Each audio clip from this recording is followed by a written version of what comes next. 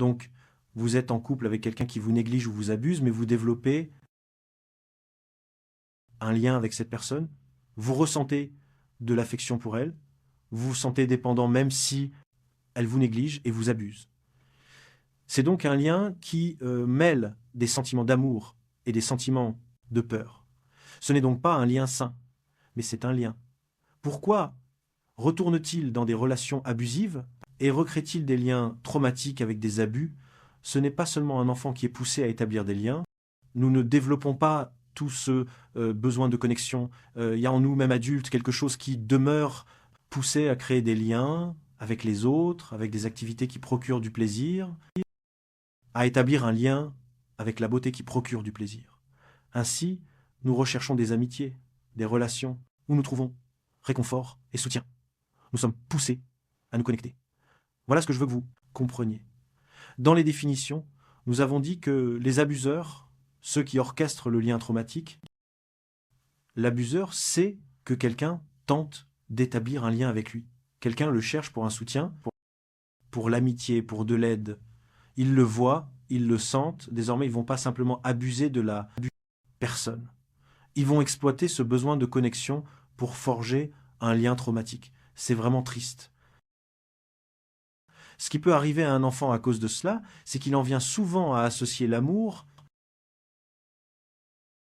avec l'abus, que si une personne t'aime, elle t'abusera, et que c'est normal. Il développe alors une perception déformée, vision de l'amour. Puis après y être resté si longtemps, ils se disent simplement c'est normal. Ils ne le considèrent même plus comme mauvais ou terrible. C'est juste, oui, c'est pas l'idéal, mais c'est normal. Ils minimisent les aspects négatifs parce que c'est normal. Et puis, quand les choses s'améliorent juste un tout petit peu, oh, c'est vraiment bien. Leur façon d'évaluer évolue alors vers un standard différent. Une autre chose qui peut arriver, c'est que comme un enfant a besoin d'un héros, disons que les deux, maman et papa les négligent, les blessent, les maltraitent, mais papa joue avec l'enfant une fois de temps en temps. Papa est un peu plus amusant à côtoyer. Papa leur offre des cadeaux. Alors tout à coup, ce qu'ils font, c'est qu'ils mettent papa sur un piédestal et font de maman la méchante. Et ils dirigent toute leur haine contre maman et ils ne trouvent que des défauts chez maman et voient papa comme parfait. Cela peut arriver, ce besoin de connexion est énorme. Mais ensuite, il faut comprendre les produits chimiques du cerveau. Chaque fois que nous éprouvons l'amour, ou ce qui ressemble à de l'amour. Alors, si vous pensez à vos langages de l'amour, quand les gens vous disent des choses gentilles, vous offrent des cadeaux, font des sacrifices pour vous, passent du temps avec vous, vous donnent de l'affection physique et des câlins. Tout cela ressemble à de l'amour. Cela libère des substances chimiques dans le cerveau. Cela libère de la dopamine, c'est le plaisir. Cela libère de la sérotonine. Cela libère de l'ocytocine, qui fait ressentir l'amour. Et il y a la vasopressine, qui favorise les engagements durables, relations. Toutes ces bonnes substances chimiques envahissent votre cerveau et cela fait un bien fou. Mais il y a un autre objectif que je veux que vous saisissiez avec la dopamine. Ainsi, quand un besoin semble être satisfait, vous ressentez donc du plaisir. Le cerveau se dit « Oh, cela vient de satisfaire un besoin. C'est pourquoi vous vous sentez bien. Vous étiez très triste, vous avez mangé, et cela vous a fait sentir mieux. » Alors, cela libère de la dopamine, pas seulement pour vous donner du plaisir, mais pour graver un souvenir. Ainsi, la prochaine fois que vous serez triste, vous avez besoin de manger, parce que cela répond à votre besoin. Cela vous fera vous sentir mieux. Et donc, ce qui se passe, c'est un enfant qui reçoit ce qui n'est pas un amour véritable. Ils reçoivent des cadeaux de temps en temps pour se faire payer. Ils ont un peu de plaisir de temps en temps qui fait du bien. Ils reçoivent un « je t'aime » de temps en temps, mais c'est totalement hypocrite. Les actes ne correspondent pas aux paroles, mais cela fait du bien. Les enfants ressentent une libération de substances chimiques et se disent « c'est l'amour, je ressens l'amour ». Et puis ça brûle dans la mémoire que ces personnes sont celles qui m'aiment. Ce sont ces personnes dont j'ai besoin, vers lesquelles je me tourne chaque fois que je ressens un besoin. Il y a une autre partie à cela. Et ce sont ces substances chimiques qui sont aussi libérées à un autre moment. En dehors de l'amour, si vous traversez la peur, la privation, vous subissez la négligence et les abus. Vous êtes donc dans un endroit très négatif. Il n'y a pas de substances chimiques dans votre cerveau. Il y a la peur, la colère, le cortisol, ce vide à l'intérieur de vous, cette noirceur en vous, et soudainement le traumatisme cesse, la peur cesse, le danger cesse.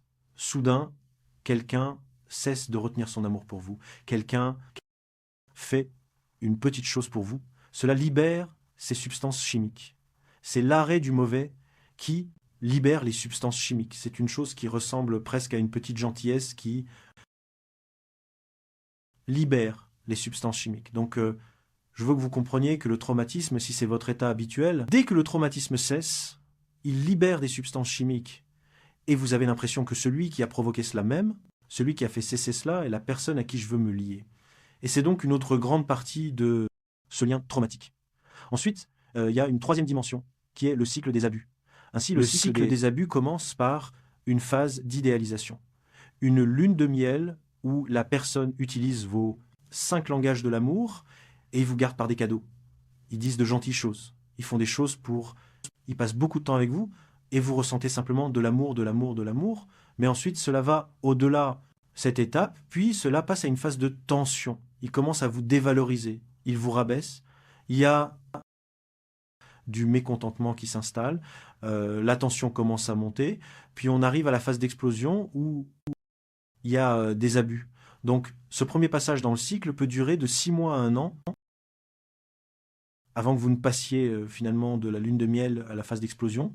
Mais ensuite, le cycle recommence de façon plus rapide. Donc, après l'explosion, ils se sentent mal, tout le monde est gentil, et bon, encore. Mais ensuite, vous passez à la montée de la tension, dévalorisant leur mécontentement, puis un autre, explosion. C'est ce qui commence à se produire. Ce que je veux que vous compreniez, c'est que dans ce tout premier passage du cycle, quand cette personne vous bombarde d'amour, donnant l'impression qu'elle répond à vos 12 besoins, vous êtes inondé par les substances chimiques dans votre cerveau qui font tellement de bien. Vous ressentez tellement comme si vous étiez aimé. La dopamine se déclenche, vous êtes sûr que c'est la personne qui vous aime qui répond à vos besoins. Vous ressentez un lien émotionnel fort se créer avec cette personne qui vous inonde d'amour à cause de cette phase. Puis quand les choses commencent à mal tourner et qu'il y a beaucoup de peur qui s'installe, il y a la privation, la dévaluation, puis une explosion aiguë. Vous retournez à la phase de lune de miel et tous les produits chimiques reviennent.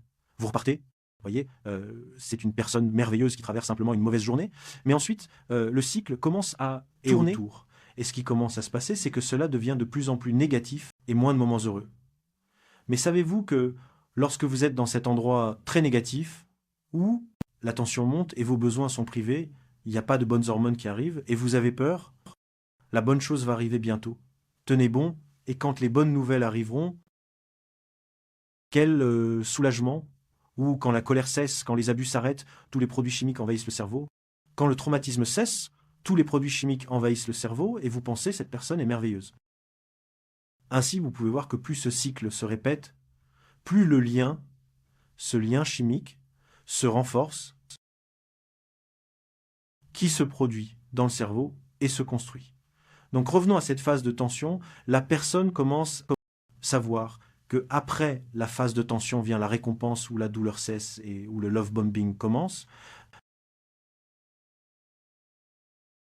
Ils peuvent maintenant supporter la phase de tension. Ils pourraient même chercher à déclencher les mauvais moments, juste pour en venir aux bonnes choses. Ils ont donc maintenant un système de récompense intégré dans ce cycle, et la personne qui donne la récompense est celle qui les maltraite, mais ils attendent avec impatience la récompense. Cela les fait se sentir très liés à cette personne. Je trouve intéressant de voir les similitudes ici avec le syndrome de Stockholm.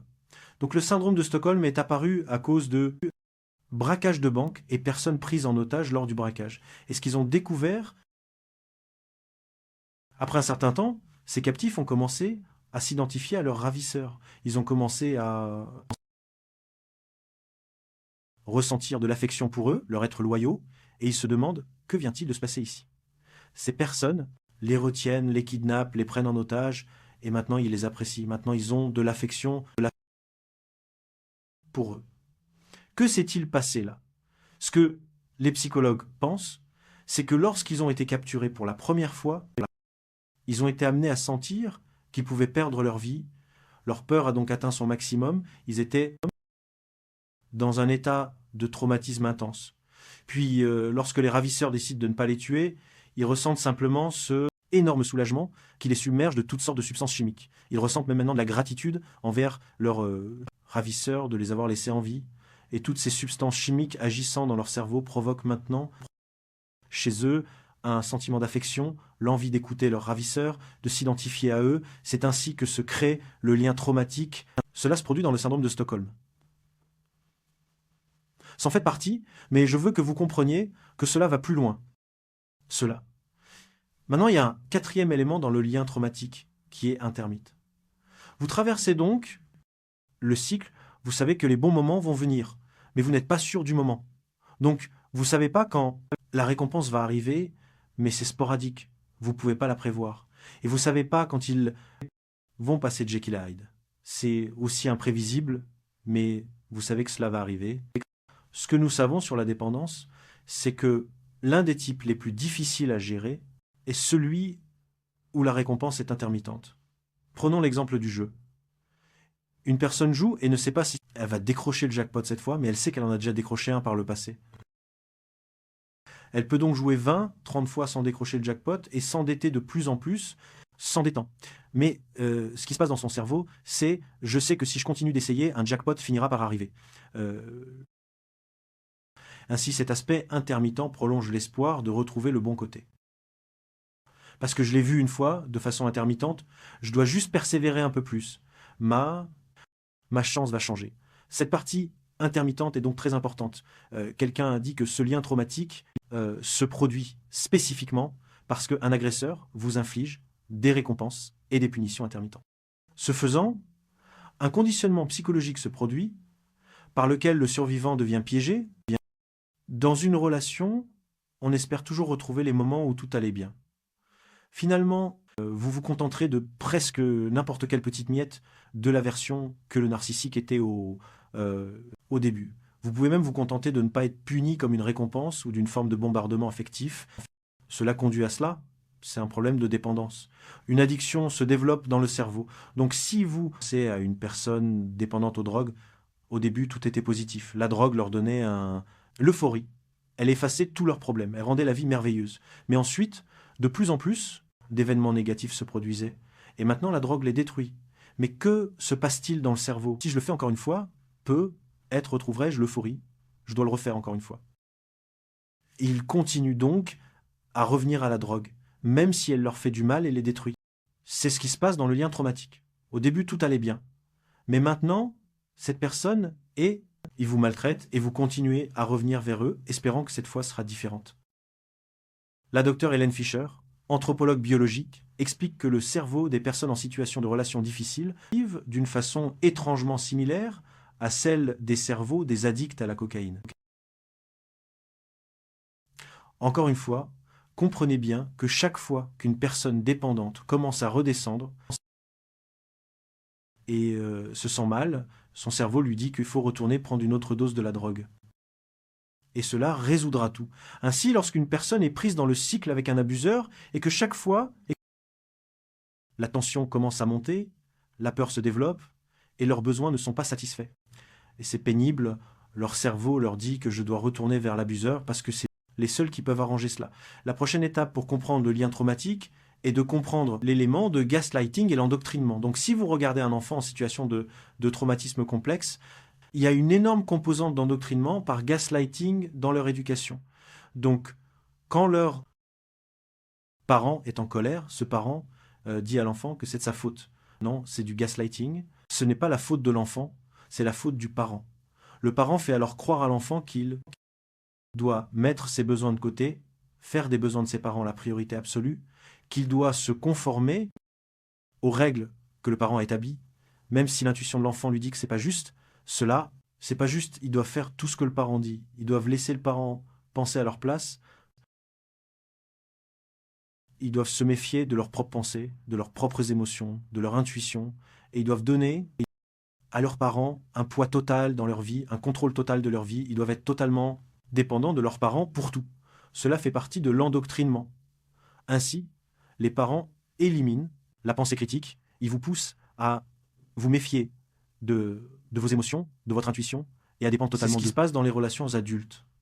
L'agresseur tente de recréer ce type de dépendance. Il vous manipule, vous endoctrine et commence à vous faire douter de vous-même. Mais c'est ici qu'ils doivent commencer par vous rendre totalement dépendant d'eux.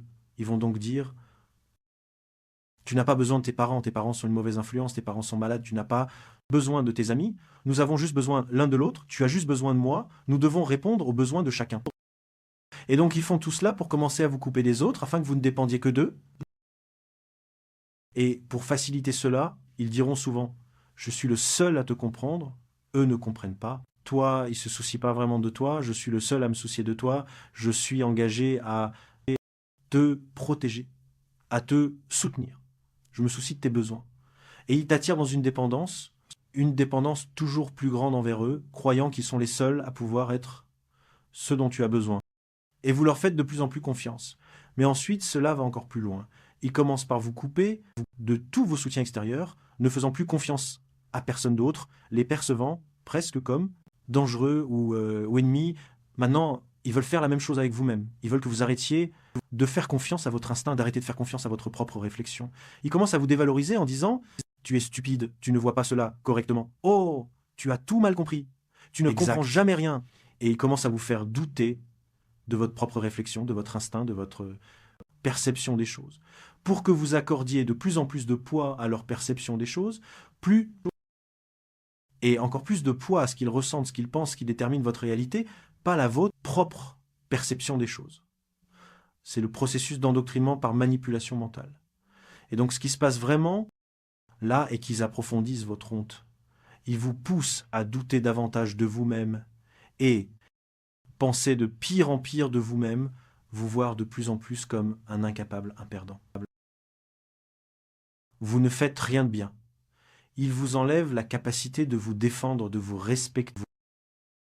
Vous-même, votre colonne vertébrale, et tout cela crée une plus grande dépendance envers eux. Mais réfléchissez à l'endoctrinement, les croyances qu'ils commencent à vous faire adopter. D'abord, si vous pouvez former et vous revenez à l'enfant en bas âge souffrant d'un traumatisme complexe. Si je peux me conformer, si j'obéis à maman et papa, si je suis sympa, si je me comporte bien, cela semble arranger les choses. Donc, le bon comportement est récompensé, se conformer est la recette des relations épanouies, faire ce que l'autre souhaite. Cela signifie donc, je dois m'effacer, me faire petit, mettre mes besoins de côté, servir les leurs, être à l'écoute de leurs besoins. C'est la recette d'une relation saine. Ce que vous voyez, c'est que l'enfant commence à croire que la flagornerie est l'ingrédient correct. Le seul ingrédient pour une relation saine, je dois être petit, ils doivent être grands, je dois leur plaire, par tous les moyens. Cela va plus loin, s'ils sont contrariés, s'ils sont en colère, s'ils maltraitent, c'est ma faute. J'ai fait quelque chose de mal pour les contrarier. J'aurais pu l'empêcher. Donc, la façon dont les choses se passent dans la relation dépend de moi. Donc, si quelque chose ne va pas, je dois faire plus d'efforts, parce que si je fais plus d'efforts, cela va le réparer. Donc, ce que vous pouvez voir, c'est qu'il y a ce lien qui se développe dans l'esprit de l'enfant et l'esprit de l'adulte pense que mon bonheur dépend de leur bonheur. S'ils sont heureux, je suis heureux. Donc, s'ils ne sont pas heureux, je dois les rendre heureux pour que je puisse être heureux. Les deux sont inextricablement liés dans l'esprit de la personne. Mais il se passe plus de choses ici. L'enfant pense que seuls maman et papa peuvent réparer ma douleur. Ils doivent reconnaître qu'ils m'ont fait mal et s'excuser. Ils doivent reconnaître que ma douleur est réelle. Alors je peux apaiser la douleur. Ensuite, je peux avancer malgré la douleur. C'est ainsi que cela devrait être. Mais ce qui se passe à cause de cela, c'est que vous commencez à croire, lorsque vous êtes dans une relation abusive, que la seule façon dont je peux avancer après ma douleur et les blessures est qu'ils doivent reconnaître qu'ils m'ont blessé. Ils doivent reconnaître que ma douleur est réelle. En d'autres termes, je dépends du parcours de guérison. Ils sont nécessaires. Ils ont un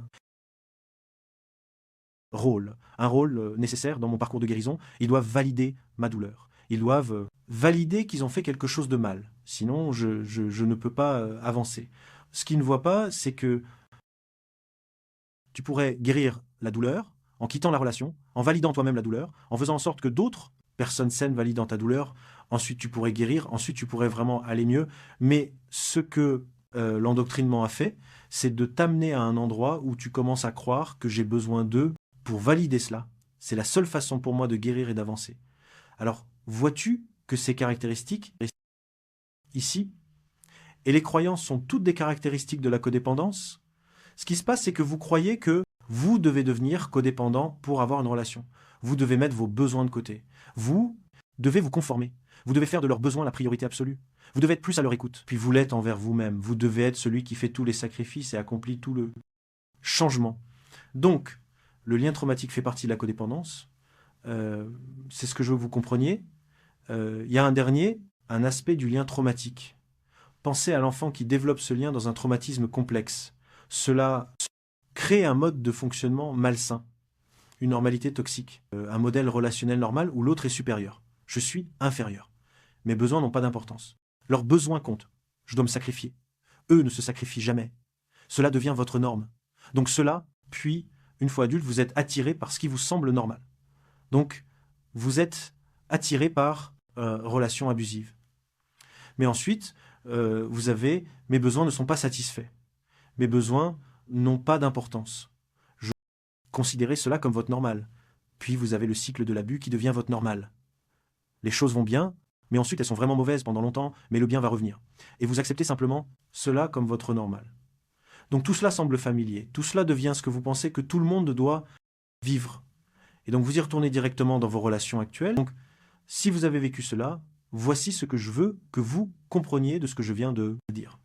Tous ces facteurs, une fois réunis, créent un lien puissant, un lien malsain, un lien avec une personne qui vous fait du mal, mais c'est un lien puissant et difficile à briser. Vous n'entendrez donc pas de ma part des propos du genre « Oh, quittez simplement cette personne », comme si on pouvait appuyer sur un interrupteur, surmonter ce lien traumatique, le briser, en finir avec ça. Il faut que vous rompiez et en finissiez avec pas facilement, car ce lien est difficile à rompre.